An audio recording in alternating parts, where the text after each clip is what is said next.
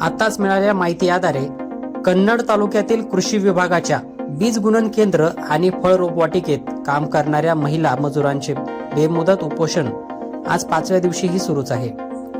हजेरी पत्रक लपवून इतर कर्मचाऱ्यांना कामावर घेतल्याचा आरोप करत न्यायालयाच्या आदेशानुसार कामावर घेण्याची मागणी या महिलांनी केली आहे.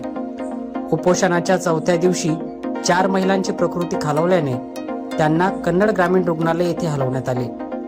तहसीलदार सारिका भगत यांच्या निर्देशानुसार डॉक्टर उल्फत परदेसी आणि डॉक्टर सिकंदर कुरेशी यांनी तपासणी केली असता प्रकृती खालावल्याचे आढळून आले.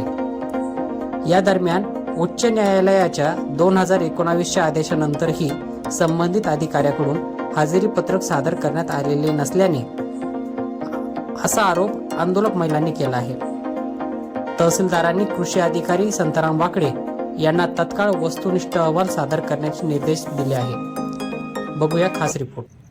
मागील 4 दिवसापासून तुम्ही कन्नड तहसील कार्यालयामध्ये आंदोलन करताय, नेमकं काय विषय आहे ते आम्हाला व्यवस्थित सांगा. आमचा विषय असं आहे, आम्ही 7 महिला आहे.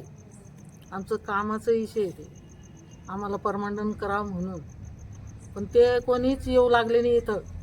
पुरं महिला आमची अशी दवाखान्यामध्ये जाऊन आली बी आहे तरी ते गलतान होऊन पडलेली, पाणी नाही, काहीच नाही पोटामध्ये. आम्हाला चक्कर येत आहे, कोणी इकडं बघत नाही. कुर्सी खात्यावाला नेमकं तुम्ही कुठं काम करत होत्या?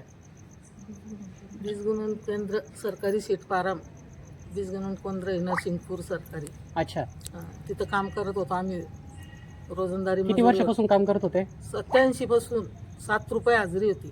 बर, तेव्हापासून आम्ही कामाला आहे तिथं 87 पासून. या संदर्भात तुम्ही संबंधित विभागाला, तहसील कार्यालय असो किंवा कृषी विभाग अधिकारी असो, यांना पत्रव्यवहार केला होता का? केला होता.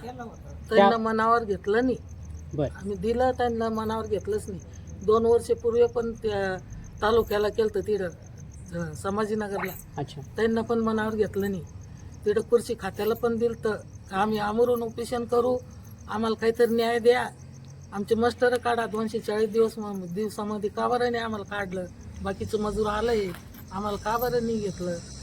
ते पण ते हावा हावा हावा म्हणले, त्यांना हे दिवस आणले आम्हाला.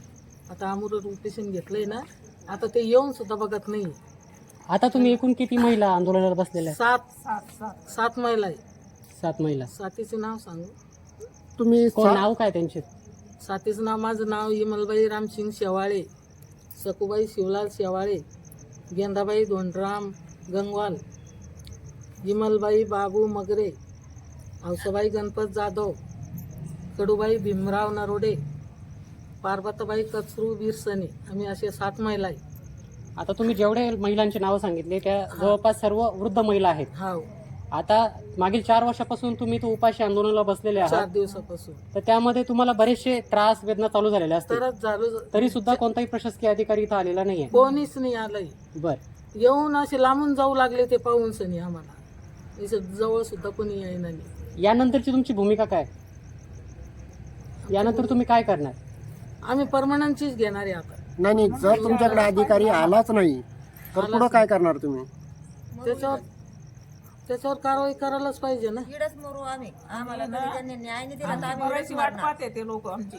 आम्ही इथंच मरू. आमचा न्याय घेतला तर बरं आहे. नाही तर आम्हाला इथंच, आम्ही उठणार नाही इथून. आम्हाला ऑर्डर दिल्याशिवाय आम्ही उठणार नाही. लोक हे खाऊन पिऊन बसत्या. दुसरंच बोल, काम करू बोल आपलं. कामाचंच बोलू का? आम्हाला न्याय नाही मिळाला. 7 रुपये रोजापासून काम करतो, आम्हाला काहीच न्याय मिळाला नाही. आम्हाला न्याय मिळाल्याच पाहिजे, तरच आम्ही उठणार नाही, तर इडून उठणार नाही. आमचं एखाद्याचा जीव का जात नाही.